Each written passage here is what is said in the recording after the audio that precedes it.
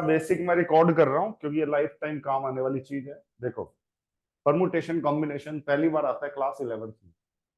ठीक है, बहुत बच्चे इसको ये समझते हैं फॉर्मूला बेस्ड चैप्टर है। शुरुआत वो फॉर्मूले से करते हैं, नहीं, शुरुआत हमने करनी है काउंटिंग के प्रिंसिपल से। और जब हम काउंटिंग के प्रिंसिपल अच्छे से कर लेते हैं फिर हमें ये चैप्टर बहुत आसान लगता है। और हमारा जो फोकस होगा वो क्वेश्चन जो एग्जाम्स में आते हैं अलग अलग। ठीक है, बाकी एक ऐसा चैप्टर है, आप मतलब बहुत प्रैक्टिस करनी पड़ती है इसकी, बहुत ज्यादा।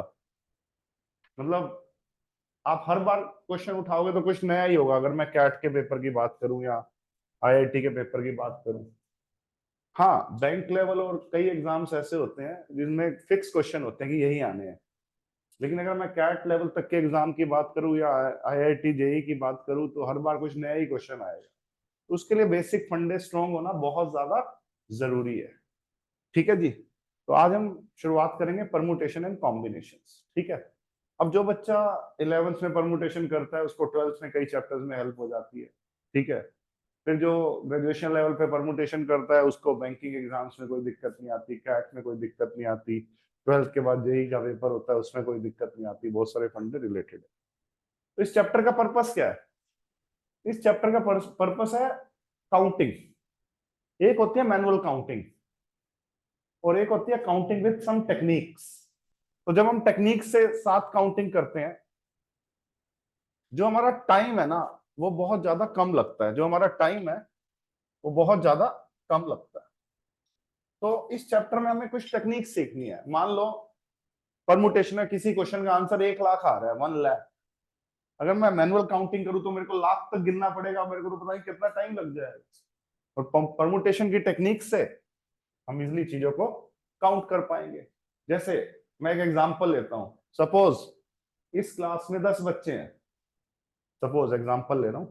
अभी तो अराउंड चलो 20 बैठे हैं मेरे सामने, ऑनलाइन भी काफी सारे बैठे हुए हैं। अभी मेरे सामने 20 बच्चे बैठे हुए हैं। तो अगर मैं आपसे कहूं कि हर बंदा दूसरे बंदे से हैंडशेक करे तो कितने हैंडशेक्स होंगे? अगर आप नॉर्मल काउंटिंग करने लग जाओ कि पार्थ ने तुषार से किया एक हैंडशेक, ठीक है, आदित्य ने हर्षित से किया दूसरा हैंडशेक, ऐसे काउंटिंग कर लग जाओगे तो बहुत ज्यादा टाइम वेस्ट हो जाएगा आपका। और परमुटेशन की टेक्निक होती है, परमुटेशन कॉम्बिनेशन की, जिससे आप इजिली बता पाओगे कि अगर 20 बच्चे हैं तो 190 हैंडशेक्स होंगे। तो आप कहोगे सर आपने कैसे बताया? मैंने परमुटेशन कॉम्बिनेशन की टेक्निक लगा के बताया। वही हमें सीखनी है। हमें अभी मैं मैनुअली गिनने लग जाऊं, इसने इससे किया, इसने इससे किया, तो कम से कम आपको इस क्वेश्चन को करने में, 190 काउंटिंग करने में सोच सोच के कम से कम आधा घंटा लग जाएगा आपको। वो भी कम कह रहा हूँ, ज्यादा भी लग सकता है। तो परमुटेशन कॉम्बिनेशन की टेक्निक से आप माइंड में सोच पा रहे हो कि कितने हैंडशेक्स होंगे। बोलो 190, 20 लोग हैं तो कैसे है वो सब, क्या होता है, वही हमें इस चैप्टर में सीखना है। ठीक है जी, तो इतना ज्यादा बातें करी है मैंने इस चैप्टर के बारे में। हम एक्चुअल क्वेश्चंस पे आते हैं या बेसिक्स पे आते हैं। तो इस चैप्टर में हमारे दो प्रिंसिपल होते हैं, प्रिंसिपल ऑफ काउंटिंग, जो हमारे लगभग हर क्वेश्चन में यूज होंगे जब हम ये चैप्टर करेंगे। एक है प्रिंसिपल ऑफ मल्टीप्लिकेशन। एक क्या है बेटा? Principle of multiplication. ठीक है, एक है प्रिंसिपल ऑफ एडिशन। ठीक है, तो अभी मैं कोई परमुटेशन और कॉम्बिनेशन के फॉर्मूले की बात नहीं करूंगा, अभी मैं प्रिंसिपल्स की बात करूंगा जो इस चैप्टर में यूज होंगे। तो एक है प्रिंसिपल ऑफ मल्टीप्लिकेशन। क्या मतलब है इसका? पहला प्रिंसिपल हम समझ रहे हैं, प्रिंसिपल ऑफ मल्टीप्लिकेशन। मान लो आपने सिटी ए से सिटी सी जाना है वाया सिटी बी, बी से होते हुए, और सिटी ए से सिटी बी तक जाने के ना 3 रास्ते हैं, A1, A2, A3। और सिटी बी से सिटी सी जाने के लिए आपके पास 2 रास्ते हैं, B1 और B2। ठीक है, तो बताओ सिटी ए से सिटी सी तक जाना है वाया सिटी बी, तो टोटल रास्ते कितने हैं? तो यहां पे मैं यूज करूंगा प्रिंसिपल ऑफ मल्टीप्लीकेशन, क्योंकि हमारा काम क्या है, सिटी ए से सिटी सी जाना। तो मैं अपनी प्रॉब्लम को दो पार्ट्स में डिकम्पोज कर लूंगा। कैसे किया कि भैया एक तो मुझे सिटी ए से सिटी बी जाना है, एंड फिर सिटी बी से सिटी सी जाना है। तो सिटी ए से सिटी बी जाने के कितने रास्ते हैं बच्चों? 3। एंड सिटी बी से सिटी सी जाने के कितने रास्ते हैं? 2। तो टोटल 6 रास्ते हैं। अब ये मल्टीप्लिकेशन क्यों आया? क्योंकि यहाँ पे जो सेंस आ रहा था वो एंड का आ रहा था। अगर मुझे सिटी ए से सिटी सी जाना है तो मेरे पास कोई ऑप्शन नहीं है कि मैं ए से बी चला जाऊं या फिर बी से सी चला जाऊं। मुझे ए से बी भी जाना है एंड बी से, यहाँ पे ऑप्शन नहीं है, मुझे जरूरी ए से बी भी कवर करना है एंड बी से सी भी कवर करना है।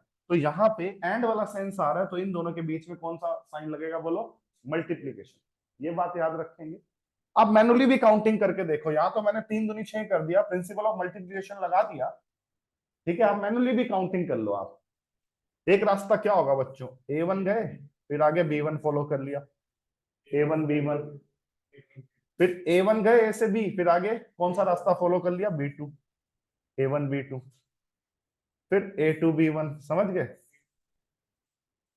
फिर A2 B2, 4 रास्ते हो गए अभी तक। फिर A3 B1 फॉलो कर लिया।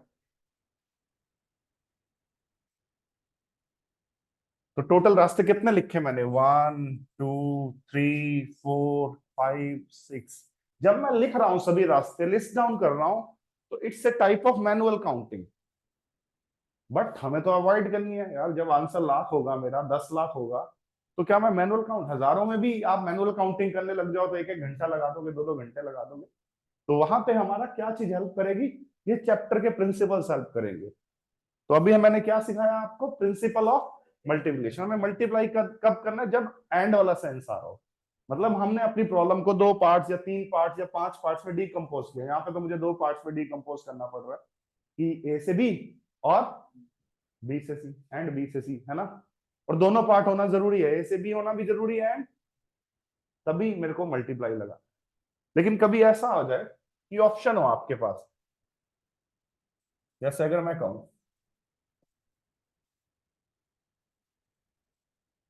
बी से ए तक जाने के 3 रास्ते हैं और बी से सी तक जाने के 2 रास्ते हैं, ठीक है बच्चों। अब मैं आपसे क्वेश्चन पूछ रहा हूं, in how many veg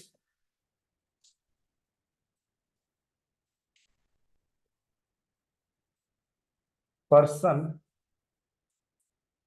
can leave city be? कितने रास्तों में एक बंदा सिटी बी को छोड़ सकता है? अब यहाँ पे और वाला सेंस है या एंड वाला? या तो एक ही तरफ चला जाए, बी को लीव करना है उसे, या तो वो एक ही तरफ चला जाए, या फिर वो, तो यहाँ पे और वाला सेंस आ रहा है या एंड वाला सेंस आ रहा है? जब और वाला सेंस है तो एडिशन, 3 रास्ते ये हैं या फिर 2 रास्ते ये फॉलो कर ले, 3 + 2 5 रास्ते। तो सीधी सी बात है यार, जब मैं बिना फॉर्मूला लगाए प्रिंसिपल ऑफ काउंटिंग से क्वेश्चन कर रहा हूंगा तो मेरे पास 2 ऑप्शंस आएंगे भाई, या तो फिर मैं मल्टीप्लिकेशन का प्रिंसिपल लगाऊं या फिर एडिशन का प्रिंसिपल लगाऊं, या मैं मल्टीप्लिकेशन का प्रिंसिपल लगाऊं या फिर मैं एडिशन का प्रिंसिपल लगाऊं। तो मुझे कब कौन सा प्रिंसिपल लगाना है, कब कौन सा प्रिंसिपल लगाना है, ये किस बात पे डिपेंड यानी कि निर्भर करेगा? कौन सा सेंस आ रहा है? एंड का सेंस आ रहा है तो मल्टीप्लिकेशन, और का सेंस आ रहा है तो मेरे को नहीं लगता इससे ज्यादा इजीली मैं आपको ये बात क्लियर कर सकता हूं। क्योंकि बच्चे ना जब ये चैप्टर स्टार्ट करते हैं तो सीधा फॉर्मूले करने लग जाते हैं, ठीक है। तो स्टार्ट ऐसे करना है, ये चैप्टर सोचना ऐसे है, तभी ये जाके चैप्टर समझ आता है। इस चैप्टर में बहुत प्रैक्टिस चाहिए और अंडरस्टैंडिंग भी बहुत अच्छी चाहिए।